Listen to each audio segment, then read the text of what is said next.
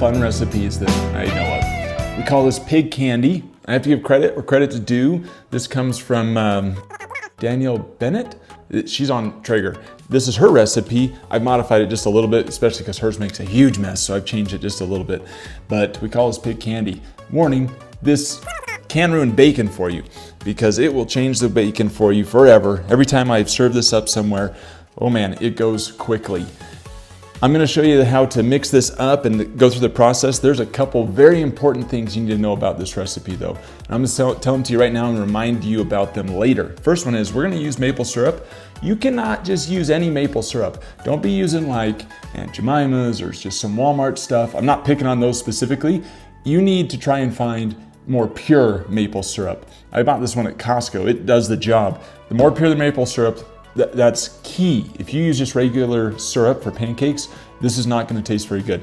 Then we're also going to use some brown sugar and then bacon. The other key thing you need to know is we're going to smoke this. I like to smoke it around 275, but it cannot go above 300. It can't touch 300. If it does, maple syrup will burn. It will ruin everything. It'll taste horrible. So when we get this smoking, we're gonna watch that and be very careful. So if you've got a grill that sometimes goes up and down with temperature, then you are gonna make sure that you set the temperature lower so you don't come anywhere near 300 degrees, or at least touch 300 degrees. So we're not actually gonna put this on the meat right away.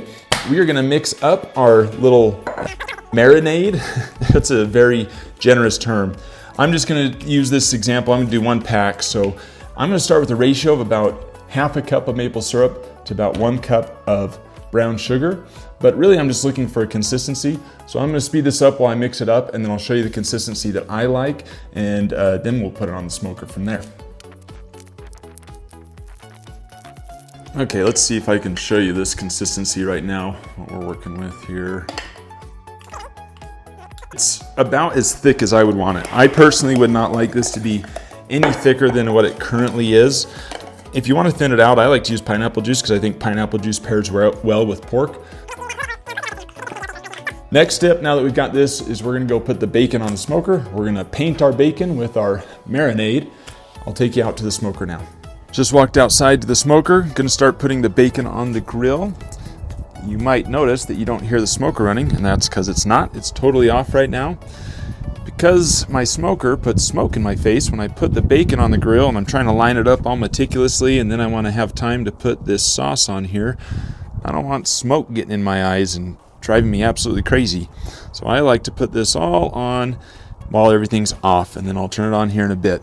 This is one area where I deviate from the original recipe that Traeger has, is because they put it on like this pan and it makes a huge mess. When I did that, I had to scrub that pan clean and it was so annoying. And if you've watched my videos, you know that I don't like the mess. So I do it this way.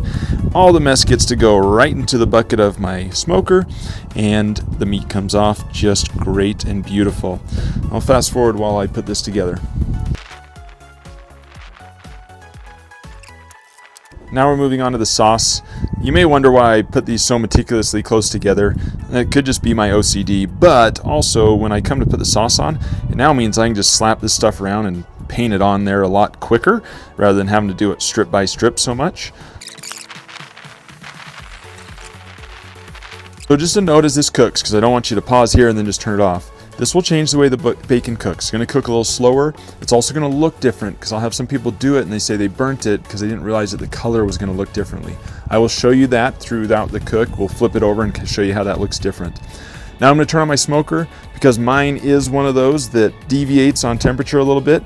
I'm going to just set mine at 250 and then I might slowly turn it up to 275 because I don't want to run the risk of burning this thing. One quick note I forgot to mention as my smoker's firing up, you'll see I still have sauce left over. I did not use all the sauce, so I didn't use a ton of it. I mixed more than I needed to, but rather have enough than not enough. So we're 30 minutes deep into the cook. We're going to take our first peek at how things are. Progressing well. You can see how it just looks different. That's because of that sauce that we put on there. I'm going to flip a couple of these so that we can compare what the backside looks like. I'm going to flip the first 4 over just so you can kind of compare that. We're still got a ways to go. Probably give these another 10 or 15 minutes before we check them again. We're expecting that this will likely take around 45 minutes for these to cook, give or take a decent amount of time depending on what your smoker's like. We'll check him in a bit. We're now about 50 to 55 minutes into the cook. Getting some pieces getting real close. This one's done. So I'll try and show you how that looks a little bit. It gets a very red color. Well, let's give it another 10 minutes. We are an hour deep, maybe an hour 10. I wanted to show you, some of these are done. I want to show you what they look like on the grill, and I'll show you inside because the color will be a little different. So I'm gonna get these pulled off. We'll go look at them inside where we got a little bit better light. Now that we have these inside, I'm gonna try and put them on this white plate. I'll zoom in on this and see if you can see this color a little bit more so you know what I'm talking about. These are beautiful. So that's how you know it's done. I like it just like this. Some of the ones that I pulled off earlier, let me show you the contrast there. Looks a little bit more like normal bacon, but you'll find that this actually may be a little bit more chewy. Now I told you there were 2 important things. I lied. There are 3. And that is, whenever people get bacon, they always seem to want to take 2 pieces of bacon. And then when you do this pig candy, everyone's just hogging it all up and it disappears so fast. I have found the weirdest trick in psychology, which is cut these into thirds. People still get about 2 or 3 pieces, but it lasts so much longer. So once we get these all cut up, go ahead and enjoy. This stuff is delicious. This should be illegal. Hope you like it.